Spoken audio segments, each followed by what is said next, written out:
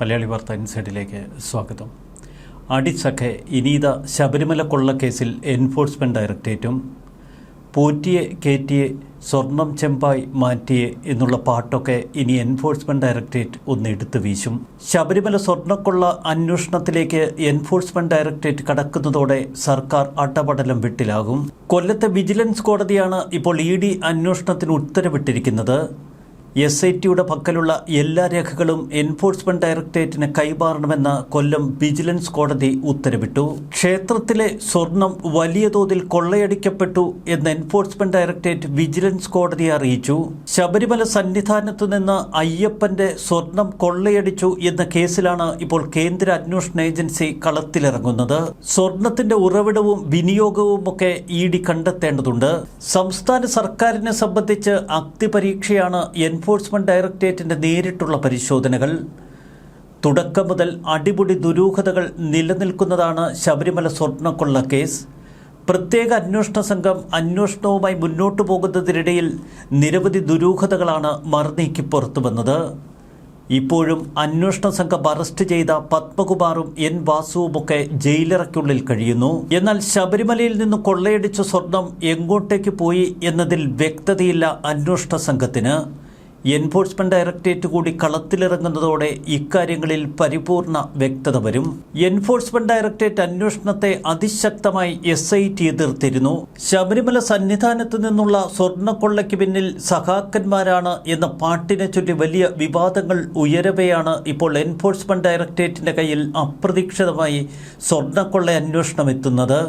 ശബരിമലയിലെ സ്വർണ്ണ ഉരുപ്പടികളിൽ വൻ തിരിമറി നടന്നുവെന്നും 500 കോടിയിൽ പരം രൂപയുടെ ഇടപാടുകൾ ഇതിന് പിന്നിലുണ്ട് എന്നും ഇക്കഴിഞ്ഞ ദിവസം രമേശ് ചെന്നിത്തല SITക്ക് നേരിട്ട് മൊഴി നൽകിയിരുന്നു. ഇതിനെ തുടർന്ന് ഒരു വിദേശ വ്യവസായിയിൽ നിന്ന് SIT കാര്യങ്ങൾ ചോദിച്ചറിഞ്ഞു.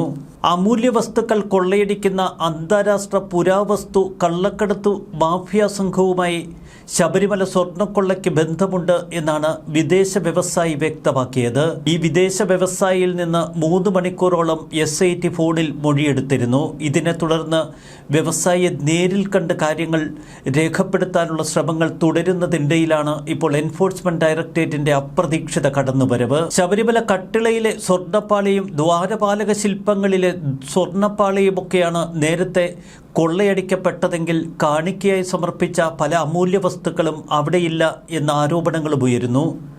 എൻഫോഴ്സ്മെന്റ് ഡയറക്ടറേറ്റ് കൂടി കളത്തിലിറങ്ങുന്നതോടെ ഇക്കാര്യങ്ങളിൽ കൂടുതൽ വ്യക്തത വരും. ശബരിമലയിലെ സ്വർണം ഒരുക്കിയതിലും പുതിയ ആഭരണങ്ങൾ നിർമ്മിച്ചതിലുമൊക്കെ വലിയ ആരോപണങ്ങൾ ഉയരുന്നു. സ്വർണ്ണക്കൊള്ളയിലെ കള്ളപ്പണ ഇടപാടുകൾ അന്വേഷിക്കുകയാണ് എൻഫോഴ്സ്മെന്റ് ഡയറക്ടറേറ്റിന്റെ മുഖ്യ ലക്ഷ്യം.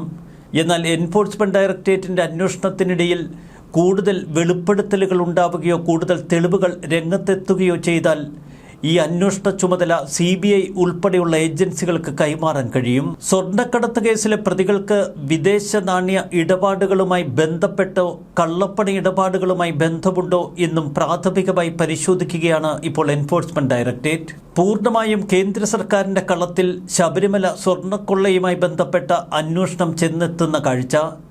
കോടതി അനുമതി ലഭിച്ചതിന് തൊട്ടു പിന്നാലെ എൻഫോഴ്സ്മെന്റ് ഡയറക്ടറേറ്റ് SITയിൽ നിന്ന് വിശദമായി ഇനി വിവരങ്ങൾ ശേഖരിക്കും. അതിനുശേഷം ദേവസ്വം ബോർഡ് ഉദ്യോഗസ്ഥരെ ചോദ്യം ചെയ്യുന്നത് വഴി കൂടുതൽ വെളിപ്പെടുത്തലുകൾ ഉണ്ടാകുമെന്ന് കരുതുന്നു. ഇപ്പോൾ റിമാൻഡിലുള്ള N വാസുവിനെയും പത്മകുമാറിനെയും എൻഫോഴ്സ്മെന്റ് ഡയറക്ടറേറ്റ് ചോദ്യം ചെയ്യുന്നതോടെ ആ ചോദ്യമുനയിൽ പിടിച്ചു നിൽക്കുക കുറ്റവാളികൾക്ക് എളുപ്പമല്ലാതായിത്തീരും. SITയുടെ അന്വേഷണം തുടക്കം മുതൽ ആരോപണങ്ങളാൽ നിറഞ്ഞിരുന്നു, വിവാദങ്ങളും. ഇക്കഴിഞ്ഞ തദ്ദേശ ഭരണ തെരഞ്ഞെടുപ്പ് മുൻനിർത്തി ദീർഘകാലമായി മെല്ലെപ്പോക്ക് നയമായിരുന്നു SIT പിന്തുടർന്നത്. എന്നാൽ എൻഫോഴ്സ്മെന്റ് ഡയറക്ടറേറ്റ് കളത്തിലിറങ്ങുമ്പോൾ കാര്യങ്ങൾ അടിമുടി മാറും. തദ്ദേശ ഭരണ തെരഞ്ഞെടുപ്പിലെ LDFന്റെ മുഖ്യ തോൽവിക്ക് പിന്നിൽ ശബരിമല സ്വർണ്ണക്കൊള്ളയാണ് എന്ന് പരക്കെ വിശ്വസിക്കുന്നു. അതിനിടയിൽ കേന്ദ്ര അന്വേഷണ ഏജൻസികൾ എത്തുന്നതോടെ ഈ അന്വേഷണം ഇടയ്ക്ക് വെച്ച് അവസാനിപ്പിക്കാൻ കഴിയാതെ സർക്കാർ കുഴയും. പോലീസ് സംഘം നടത്തുന്ന അന്വേഷണത്തിൽ തൃപ്തിക്കുറവുണ്ട് എങ്കിൽ എൻഫോഴ്സ്മെന്റ് ഡയറക്ടറേറ്റിന് CBI ഉൾപ്പെടെയുള്ള അന്വേഷണങ്ങൾ ആവശ്യപ്പെടാം. ശക്തമായ നിലയിൽ അന്വേഷണവുമായി തങ്ങൾ മുന്നോട്ടു പോകുന്നുവെന്നും ഇതിനിടയിൽ എൻഫോഴ്സ്മെന്റ് ഡയറക്ടറേറ്റ് കൂടി അന്വേഷണത്തിലേക്ക് കടന്നു വന്നാൽ അന്വേഷണം ദുർബലമാകുമെന്നുമാണ് SIT കോടതിയിൽ പറഞ്ഞത്. എന്നാൽ ഇത്തരം SITയുടെ വാദങ്ങൾ പൂർണ്ണമായി തള്ളിക്കളഞ്ഞുകൊണ്ടാണ് വിജിലൻസ് കോടതിയുടെ ഉത്തരവ്. ശബരിമലയിൽ ഭക്തർ വഴിപാടായി നൽകിയ കിലോ കണക്കിന് സ്വർണം ഒരുക്കിയതിലും വലിയ അഴിമതി നടന്നിട്ടുണ്ട് എന്ന ആരോപണങ്ങൾ ഉയരുന്ന പശ്ചാത്തലത്തിലാണ് ഇപ്പോൾ എൻഫോഴ്സ്മെന്റ് ഡയറക്ടറേറ്റിന്റെ അന്വേഷണം. ശബരിമല കൊള്ള അന്വേഷണം അട്ടിമറിക്കാനുള്ള ചില നീക്കങ്ങൾ ഇക്കഴിഞ്ഞ ദിവസങ്ങളിൽ നമ്മൾ ശ്രദ്ധിച്ചിരുന്നു. റിമാൻഡിലുള്ള N വാസുവും പത്മകുമാറും ജാമ്യാപേക്ഷ ഹൈക്കോടതിയിൽ നൽകിയപ്പോൾ അതിൽ നിരത്തിയ ചില വസ്തുതകൾ. നേരത്തെ വിജയ് മല്യ സ്വർണം പൊതിഞ്ഞത് എത്രയെന്ന രേഖകൾ ശബരിമലയിൽ ഇല്ല എന്നായിരുന്നു ഇരുവരും ഹൈക്കോടതിയെ അറിയിച്ചത്. ഇതിനെ തുടർന്ന് ശബരിമലയിൽ സ്വർണം പൊതിഞ്ഞതിൻ്റെ രേഖകളുണ്ടോ എന്ന് സർക്കാരിനോട് ഹൈക്കോടതിയും ആരാഞ്ഞു. അത്തരം രേഖകളില്ല എന്ന് ഹൈക്കോടതിക്ക് മുൻപിൽ കൈമലർത്തിയ സർക്കാർ കേസ് അട്ടിമറിക്ക് കൂട്ടുനിൽക്കുന്നുവെന്ന വിവാദമാണ് പിന്നീട് ഉയർന്നു കേട്ടത്. ഒരു കാര്യം വ്യക്തമാണ്, ശബരിമലയുമായി ബന്ധപ്പെട്ട് മാത്രമല്ല ദേവസ്വം ബോർഡുമായി ബന്ധപ്പെട്ട പല വിലപ്പെട്ട രേഖകളും ഇപ്പോൾ അപ്രത്യക്ഷമാവുകയോ ചിലർ പൂഴ്ത്തിവെക്കുകയോ ചെയ്തിട്ടുണ്ട്. എൻഫോഴ്സ്മെന്റ് ഡയറക്ടറേറ്റ് കളത്തിലിറങ്ങുമ്പോൾ ഈ രേഖകൾ കൈമാറാൻ ചിലർ നിർബന്ധിതരാകും. അതല്ല എങ്കിൽ അറസ്റ്റിലേക്കും റിമാൻഡിലേക്കും നീളുന്നവരുടെ പട്ടിക ഏറി വരും. പത്മകുമാർ നൽകിയ ഒരു മൊഴിയിൽ മുൻ ദേവസ്വം മന്ത്രി ഉൾപ്പെടെയുള്ളവർക്കെതിരെ ചില ആരോപണങ്ങൾ ഉന്നയിച്ചിരുന്നു. എന്നാൽ മുൻ ദേവസ്വം മന്ത്രിയിലേക്ക് ഇതുവരെ SIT തങ്ങളുടെ അന്വേഷണം വ്യാപിപ്പിച്ചില്ല. സ്വർണ്ണക്കൊള്ളയ്ക്ക് പിന്നിലെ അന്താരാഷ്ട്ര തലത്തിലുള്ള സാമ്പത്തിക ഇടപാടുകളാണ് മുഖ്യമായി ED പരിശോധിക്കുക. എന്നാൽ ഈ പരിശോധനയിൽ N വാസുവും പത്മകുമാറും മാത്രമല്ല മറ്റു ചില CPM ഉന്നതരും പെടും എന്ന തലത്തിലാണ് ഇപ്പോൾ കാര്യങ്ങൾ എത്തി നിൽക്കുന്നത്. ശബരിമല അയ്യപ്പന്റെ ആഭരണങ്ങളും സ്വർണവുമൊക്കെ വിശ്വാസികളെ സംബന്ധിച്ച് അത്യന്തം പവിത്രമാണ്. രാജഭരണകാലം മുതൽ ഓരോ ഘട്ടത്തിലും വിശ്വാസികൾ ശബരിമലയിലെത്തി കാണിക്കയായി അമൂല്യ വസ്തുക്കൾ സമർപ്പിച്ചിരുന്നു.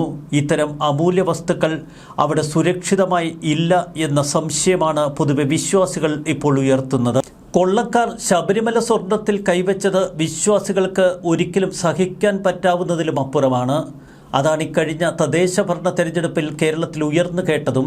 മുൻപ് പല ഘട്ടങ്ങളിലും കേരളത്തിൽ അന്വേഷണവുമായി എത്തിയ കേന്ദ്ര അന്വേഷണ ഏജൻസികൾ പിന്നീട് പിൻവാങ്ങുന്നത് നമ്മുടെ ശ്രദ്ധയിൽപ്പെട്ടു. എന്നാൽ കാര്യങ്ങളുടെ പോക്ക് അങ്ങനെയല്ല എന്നുറപ്പിക്കുകയാണ് ഇപ്പോഴത്തെ BJP അധ്യക്ഷൻ രാജീവ് ചന്ദ്രശേഖർ ഉൾപ്പെടെ. ശബരിമല സ്വർണ്ണക്കൊള്ള വിശ്വാസികളെ സംബന്ധിച്ച് അത്യന്തം വേദനയുണ്ടാക്കിയ സംഭവമാണ്. ഇതിലേക്ക് കടന്നുവരുന്ന കേന്ദ്ര അന്വേഷണ ഏജൻസികൾ യഥാർത്ഥ കുറ്റക്കാരെ കണ്ടെത്തുമെന്നും അവരെ കേരളത്തിന് മുന്നിൽ നിർത്തുമെന്നും പൊതുവെ ധാരണ പരക്കുന്നു. അതുതന്നെയാണ് ഈ കേസന്വേഷണത്തിൻ്റെ ഏറ്റവും ശക്തമായ തലവും. ന്യൂസ് ഡെസ്ക് മലയാളി വാർത്ത.